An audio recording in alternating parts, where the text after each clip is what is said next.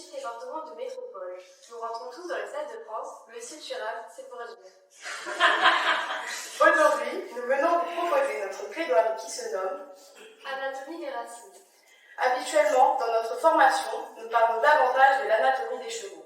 Par exemple, nous pourrions utiliser des termes comme apophyse zygomatique, Tendon extenseur latéral des phalanges ou l'os naviculaire.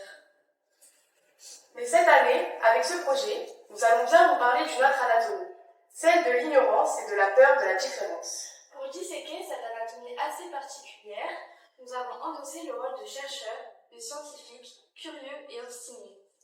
Nous avons regardé un certain nombre de films, car oui, le cinéma c'est un œil sur le monde. Invictus, qui nous a plongé dans l'apartheid de l'Afrique du Sud et présenté la figure historique de Nelson Mandela. American History X, qui nous plonge dans la dure réalité des groupes néo-nazis aux États-Unis et qui nous a prouvé que rien n'était perdu.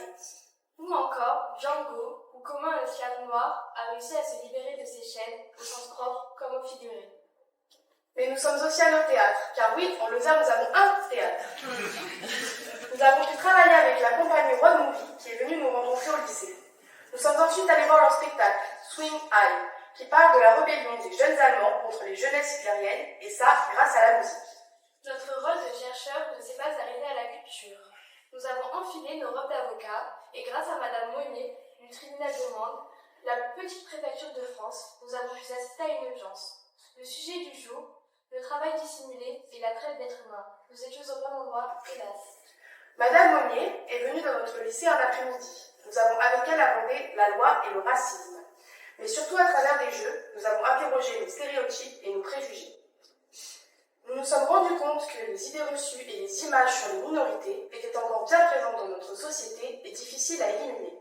Nous avons collectivement défini des mots. Race, Préjugés, justice, xénophobie, antisémitisme, génocide, migrants. réfugiés. Et puis, nous avons rencontré Maître Yoyote, le seul avocat noir de Lozère. Décidément, cette Lozère. Il est venu un jour dans notre lycée nous expliquer son rôle d'avocat, la construction d'une plaidoirie, du racisme, et il en connaît un rayon. Tout d'abord, il nous a expliqué que la robe d'avocat sert à le protéger. C'est une immunité pour la liberté d'expression. Et c'est bien notre but aujourd'hui, dire haut et fort ce que nous pensons du racisme. Et puis, nous avons parlé de plaidoirie. Nous avons compris que la parole avait un rôle essentiel dans notre société, que les mots avaient un sens et pouvaient devenir une arme contre l'ignorance. Les mots, comme les os, n'ont pas de couleur. Nous avons également compris qu'un des critères d'une plaidoirie, c'était l'honnêteté, la sincérité de nos propos face au juge ou à vous, ici, cher jury.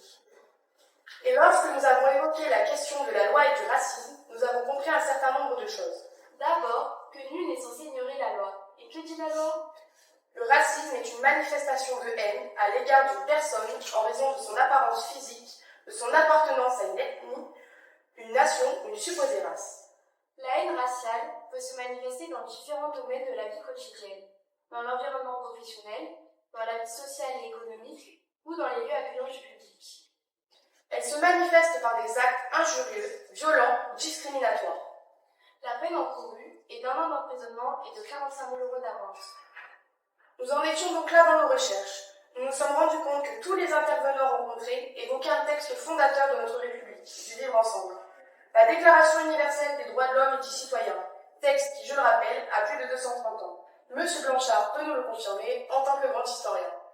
La libre communication des pensées et des opinions est l'un des droits les plus précieux de l'homme.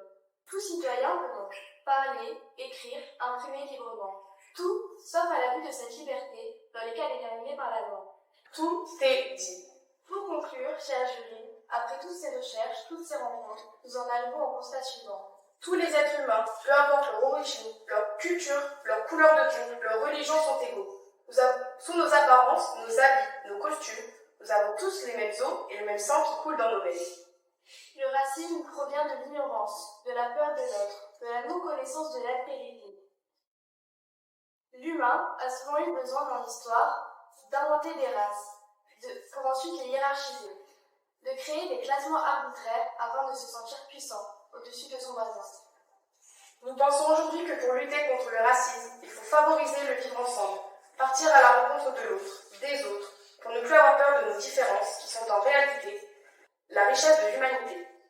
Car les cultures humaines sont poreuses, Les mélanges et les rencontres entre celles-ci, qui ont créé par le passé et continuent aujourd'hui de créer la richesse de l'humanité. La beauté de notre race, qui est en vérité une et indivisible, universelle. Le racisme n'est pas une opinion, c'est un délit. Merci à vous pour votre écoute.